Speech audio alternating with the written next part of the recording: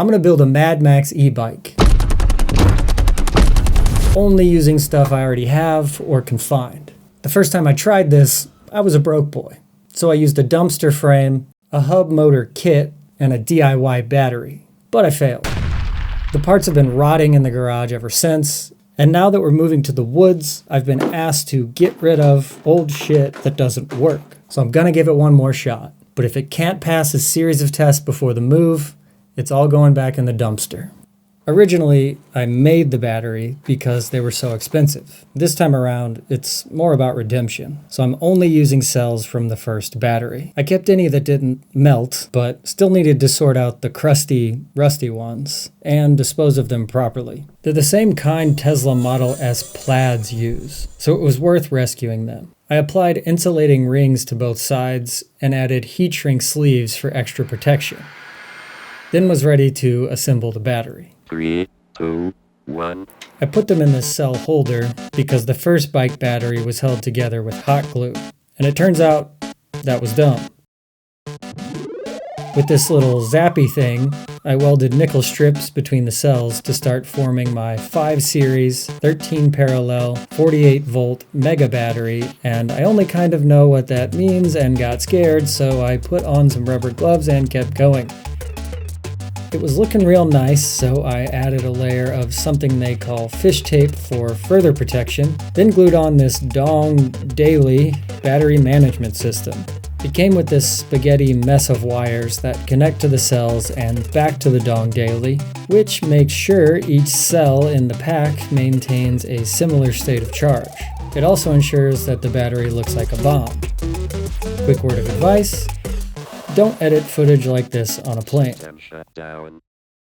Alright, I wrapped it up by wrapping it up, heat shrinking it, and soldering on an XT90 power connector that was putting out the proper voltage. Quick shout out to this channel for showing me how to do all this. Now let's see if I made a battery or a bomb. To be honest, it wasn't looking promising. But looks didn't matter, as long as the hub motor still worked. There were a ton of connectors between the hub motor and the controller. I didn't remember what any of them did, but I gave them the old Nintendo blow and started plugging stuff in.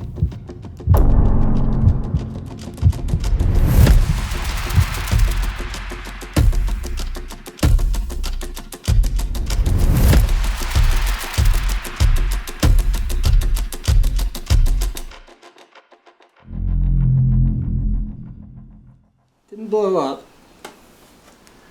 I may just have to turn it on.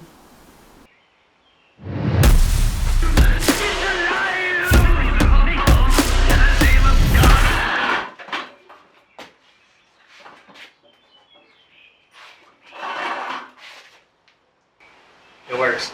Next thing to do was work on battery placement, which is important on account of the rapid unscheduled disassembly of the first battery. The budget is pretty much zero, so I'm actually using scrap from my scrap pile. I glued together these PVC sheets with PVC glue and added a few screws for good measure. The battery was now way more secure, but not rain or projectile proof. So now I had to track down some protective armor, but really didn't want to spend any money.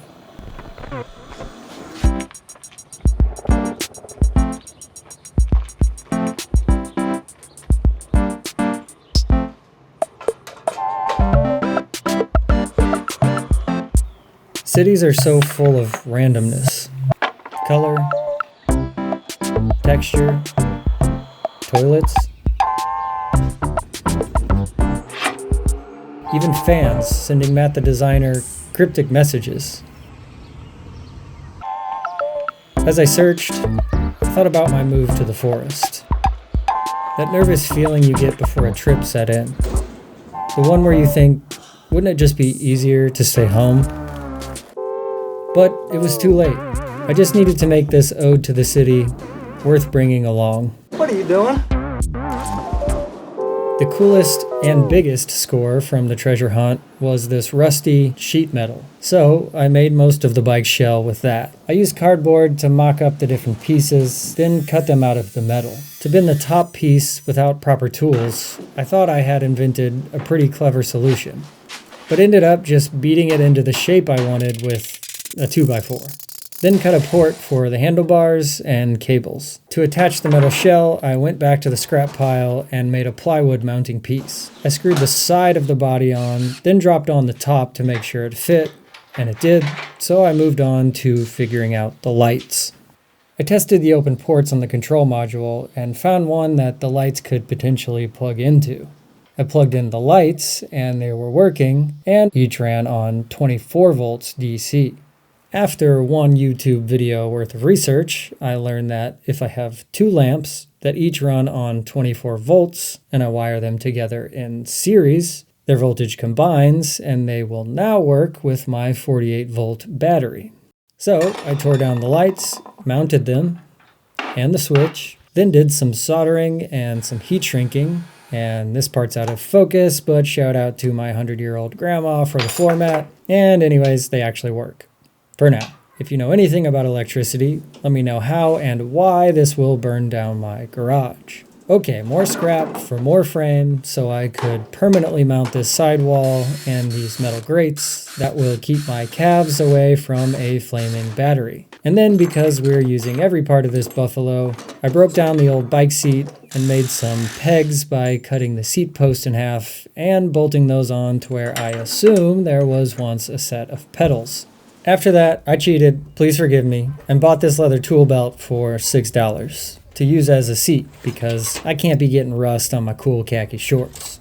This thing had a holster for some kind of tool, but I started by breaking down the little satchel part. I punched out its rivets with a hole and a screwdriver, cut the stitching, then unlocked a new tool and skill when I started riveting it to the top piece of the bike, making a stylish yet fairly uncomfortable seat. I spanked that thing into place and man did it look good. But one more step, and really the crown jewel of this thing, was putting the holster to good use. I had to get this flamethrower a while ago for killing weeds. So I figured why not really Mad Maxify this thing with the ability to torch stuff. Now it's time to test it out and see if it's coming with us on the move or if it needs to go back in the dumpster. But first I should probably do some kind of cool montage.